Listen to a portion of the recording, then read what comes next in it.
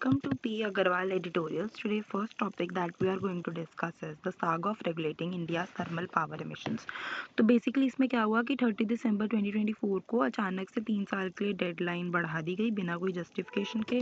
और जो पहली डेडलाइन थी कि डेंसली पॉपुलेटेड एरियाज के पास जो एमिशन है वो रोक दी जानी चाहिए, वॉज 31 दिसंबर 2024। तो ये काफ़ी डिकेड लॉन्ग स्ट्रगल चली जा रही है कि एमिशंस को कैसे कंट्रोल किया जाए, कभी डेडलाइंस एक्सटेंड करना, कभी कुछ। दिसंबर 2015 में क्या हुआ कि हमने जो नॉर्म्स हैं वो काफ़ी स्ट्रिक्ट कर दिए थे, ग्लोबल स्टैंडर्ड्स के साथ अलाइन कर दिया, और साथ ही हम एक्सपेक्ट कर रहे थे कि 2017 तक ये जो टाइट डेडलाइन है ये मीट करी जाए। फिर इंडियन कोल जो होता है उसमें वैसे भी सल्फर कंटेंट लो होता है, तो इसलिए था कि SO2 नॉर्म्स को मीट करना ईजी रहेगा।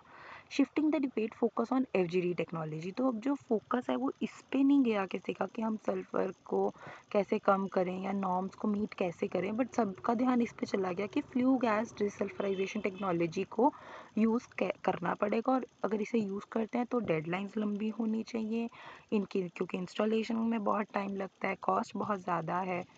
और यही IIT दिल्ली की और CEA की स्टडी ने भी प्रूव किया कि इसके लिए टाइम तो लगेगा। 2024 की जो स्टडी थी नीति आयोग की, उन्होंने ये देखा कि SO2 नॉर्म से पहले पर्टिकुलेट मैटर पे फोकस करना ज़्यादा ज़रूरी है। Repeated deadline extensions. तो अब जो मिनिस्ट्री है हमारी, उन्होंने क्या किया, बार बार नॉर्म्स को डाइल्यूट करना, डेडलाइंस एक्सटेंड करना, यही सब चली जा रहा है। डिफरेंट प्लांट्स के लिए डिफरेंट डेडलाइंस है SO2 कंप्लायंस के साथ।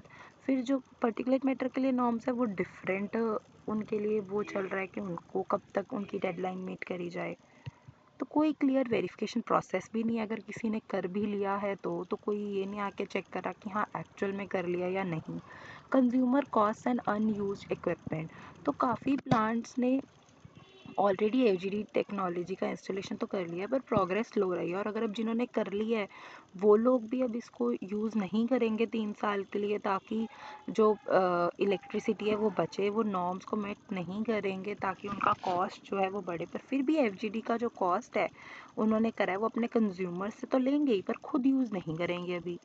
22 gigawatt of thermal capacity already has FGDs installed, and 102 gigawatt is in advanced stages of installation. However, FGDs remain unused, वही ताकि वो अपनी जनरेशन कॉस्ट लो रखे, पर लोगों को फिर भी पॉल्यूशन से सफ़र करना पड़ेगा, कंज्यूमर्स को फिर भी पैसे भरने पड़ेंगे। कंक्लूजन यही है कि जो कंटिन्यू डिलेज हैं उससे एनवायरनमेंट पे कितना हार्म आ रहा है, फाइनेंशियल कॉस्ट पे कितना प्रॉब्लम हो रहा है, और सिचुएशन बिल्कुल बिल्कुल एक तरह से बीरबल की खिचड़ी की तरह है कि जो पूरा ही नहीं हो रहा काम कभी। South should India build a sovereign foundational AI model. Next topic, इसमें अब क्या बात हो रही है कि जो इंडिया है क्या उसको एक फाउंडेशनल AI मॉडल की ज़रूरत है। तो जो ऑथर है वो कहते हैं कि हाँ इंडिया को वर्क करना चाहिए, पर लेकिन ज़रूरी नहीं है कि सिर्फ सॉवर्निटी के लिए ही करना चाहिए। फोकस होना चाहिए कि हम स्किल्ड AI डेवलपर्स बनाएं, हमारे पास हों, ताकि वो एग्जिस्टिंग मॉडल्स पे काम कर सकें और इससे बेटर काम कर सकें। हम sovereignty concerns are valid but not critical, क्योंकि ओपन सोर्स मॉडल्स एग्जिस्ट करते हैं, उनको यूज़ करके हम कुछ और बेटर काम कर सकते हैं। अगर सैंक्शंस अराइज हों तो India can modify and build upon existing AI models. तो क्या इंडिया को फाउंडेशनल AI मॉडल की ज़रूरत है? अभी भी यही बात है। तो तनुज भजवानी का कहना है कि सोवर्निटी इज़ इम्पॉर्टेंट, पर AI हार्डवेयर जो है वो बहुत बड़ा इशू है देन सॉफ्टवेयर। तो इंडिया के पास लैग है access to advanced AI chips. फिर नेशनल प्राइड और एम्बिशन से इंडिया को ड्राइव होना चाहिए और इंडियन AI मॉडल के लिए काम करना चाहिए। देन नेक्स्ट इज, एक सेकेंड, एक इम्पॉर्टेंट बात ये भी है कि हमें ये भी देखना चाहिए कि क्या हमारी इन्वेस्टमेंट के प्रॉपर कोई रिटर्न्स मिल रहे हैं, तभी इस पे काम करना चाहिए। इस building an AI model affordable for India, तो हमें ये भी देखना है कि क्या हमारे लिए जो स्टेट ऑफ आर्ट मॉडल्स हैं, जैसे उनको तो बहुत ज़्यादा पैसा चाहिए होता है, इतना उनकी R&D कॉस्ट इतनी है, उनको बनाने में इतना टाइम लगेगा, तो क्या हमें इस पे पैसा लगाना चाहिए? और इनके हायर फेलियर रेट्स भी हैं, तो इन सबको सोच के ही हमें इस पे काम करना चाहिए। तो अब हम क्या देख रहे हैं, इन US AI can replace a $200 month worker, but in India that is often the actual salary. Then government backed institutes with financial autonomy are needed, but India's public procurement system is not designed for high risk research. Alternative focus areas for India in AI development. तो India को focus कहाँ करना चाहिए? Rather than building foundational models, हमें जो young developers हैं जो enthusiasm show कर रहे हैं but need AI better education, they need AI education, तो उसके लिए हमें काम करना चाहिए।